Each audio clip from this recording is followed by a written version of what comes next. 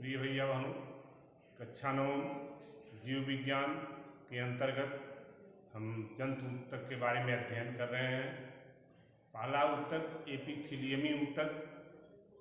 एपिथीलियमी ऊतक जो सुरक्षात्मक आवरण बनाता है, विभिन्न अंगों के बाहरी परत या त्वचा की बाहरी परत का निर्माण या त्वचा का निर्माण एपिथीलियम ऊतक द्वारा होता है।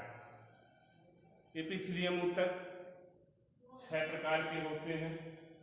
सामान्यतः 5 होते हैं, लेकिन इसको हम 6 प्रकार में विभाजित कर सकते हैं। तो 6 प्रकार के होते हैं। पहला है पट्टीदार। पट्टीदार एपिथीलियम ऊतक। यह ऊतक त्वचा की बाह्यतम परत, मुख, गुहा एवं नासा के श्लेष्मिक स्तर में पाया जाता है। तो पट्टीदार जो एपिथीलियम ऊतक है वह त्वचा का सबसे बाहरी परत बनाता है। साथ ही मुख, गुहा, मुंह के अंदर जो एक श्लेष्मिक कला है, जो चिकनी कला है, उसका निर्माण, और इसी तरह नासा मार्ग में जो बाहरी कला है उसका निर्माण इसी पट्टीदार एपिथीलियम कला द्वारा होता है या एपिथीलियम ऊतक द्वारा होता है, जो मुख्य रूप से सुरक्षात्मक आवरण बनाता है। बाहरी रोगाणुओं, कीटाणुओं, रसायनों, धूल, मिट्टी आदि से सुरक्षा प्रदान करने का कार्य करता है। दूसरा है अस्तरित एपिथीलियम ऊतक। अस्तरित एपिथीलियम ऊतक, यह ऊतक त्वचा की आंतरिक परतों तथा नेत्र की कार्निया में पाया जाता है। त्वचा के बाह्य परत पट्टीदार से बना होता है, लेकिन इसके भीतर वाले जो परत है, आंतरिक परत, वह इसी अस्तरित एपिथीलियम ऊतक से बना होता है। साथ ही नेत्र में कार्निया जो झिल्ली है उसका निर्माण इसी अस्तरित एपिथीलियम ऊतक द्वारा होता है।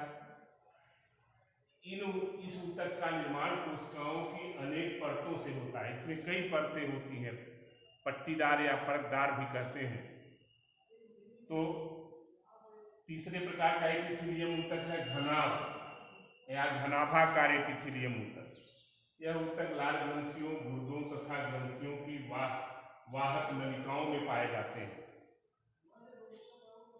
लार ग्रंथि जिससे लार स्रावित होता है, इसी तरह से गुर्दा यानी किडनी, और ग्रंथियों की वाहिका माने नलिकाएं, ग्रंथियों से जो नलिकाएं निकलती हैं, ग्रंथियों द्वारा रस ले जाने वाली नलिकाएं, उनमें ये ऊतक यानी घनाभाकार एपिथीलियम ऊतक पाया जाता है। इनकी कोशिकाएं घनाभ की आकृति की होती हैं, इसीलिए इसको घनाभाकार कहते हैं। चौथा है स्तंभाकार। स्तंभाकार एपिथीलियम ऊतक, यह आमाशय तथा आंत की भीतरी त्वचा में पाए जाते हैं। इनकी कोशिकाएं लंबी, स्तंभाकार या स्तंभ के आकार की या बेलनाकार होती हैं। अब स्तंभाकार जो एपिथीलियम ऊतक है वह भी 2 तरह का होता है। एक रोमाभ स्तंभाकार।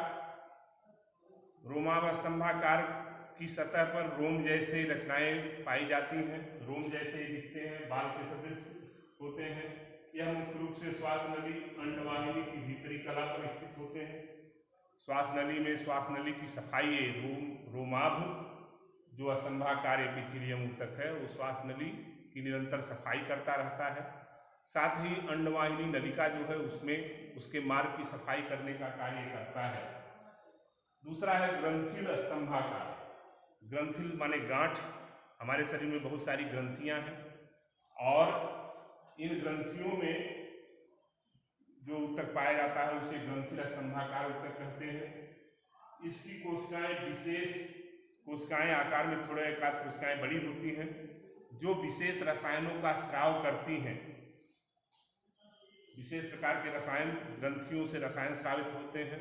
जैसे अश्रु ग्रंथि है तो अश्रु स्रावित करती है, श्वेत ग्रंथियां पसीना स्रावित करती हैं, लार ग्रंथियां लार स्रावित करती हैं। तो इस तरह से जो एपिथीलियम ऊतक है उसके निम्नलिखित प्रकार हैं, और इसके चित्र आप पुस्तक से बनाएंगे, अभ्यास करेंगे, इसको लिख के अभ्यास करेंगे। धन्यवाद।